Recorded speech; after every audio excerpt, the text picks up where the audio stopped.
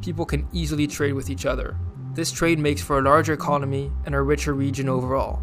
And as a result, the Blue Banana has historically been the main center of Europe's economy, centered around the River Rhine. When it was first thought up in the 1990s, it went from London in the United Kingdom, through the Low Countries, the Ruhr Valley, Baden-Württemberg, Switzerland, and all the way to the north of Italy. It is the densest center of population in the European Union, as well as home to its main economic and political centers. It includes Europe's largest financial centers in London, Frankfurt, and Zurich, and to a lesser extent Luxembourg and Milan. At the mouth of the Rhine River, the ports of Antwerp and Rotterdam are the largest in Europe. The main institutions of the European Union are all located within the Blue Banana. The European Parliament is located in Brussels alongside the European Commission, and the European Central Bank is located in Frankfurt. Back in the 1990s, when the Blue Banana was first thought up, it was one of the two main economic corridors of the European Union, the other one being the Golden Banana, on the Mediterranean coast, spanning from Valencia in Spain to the city of Trieste in Italy.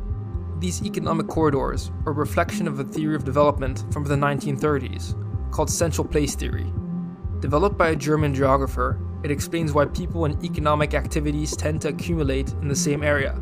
As a city or a place grows, it attracts more services and people, and this reduces the size of other cities in the area.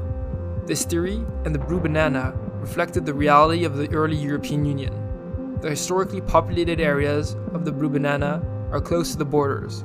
Once economic barriers between countries were dropped, they were the first to integrate. Ces images trop familières d'une Europe morcelée, divisée, hérissée de barrières, la communauté, en quelques mois, les a fait disparaître pour le charbon et l'acier.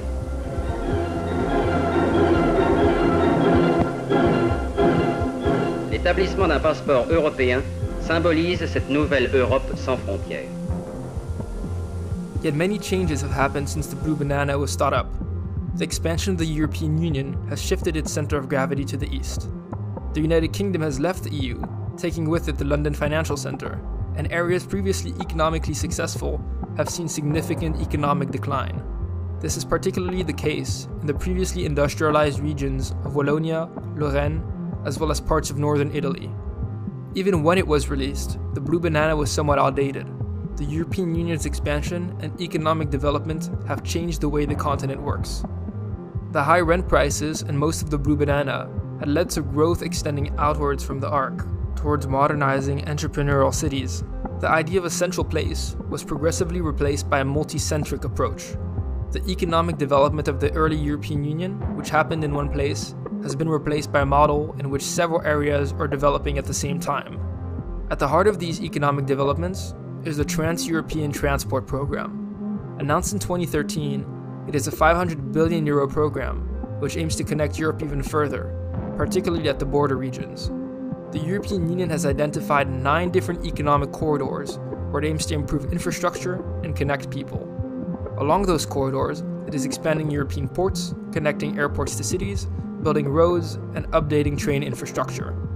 The Blue Banana corresponds roughly to the Rhine-Alpine and the North Sea Mediterranean corridor.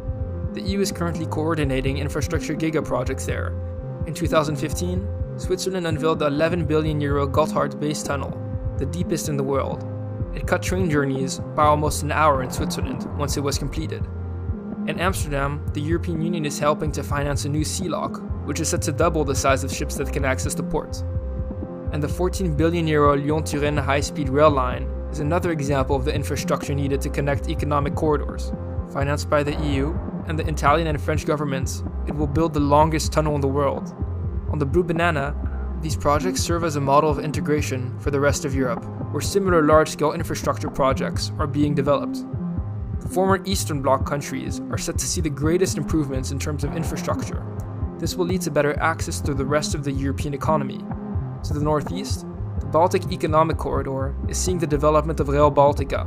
It is a €5.8 billion infrastructure project which is set to link the countries with the rest of the continent by rail and lead to €16 billion in direct and indirect benefits to the region.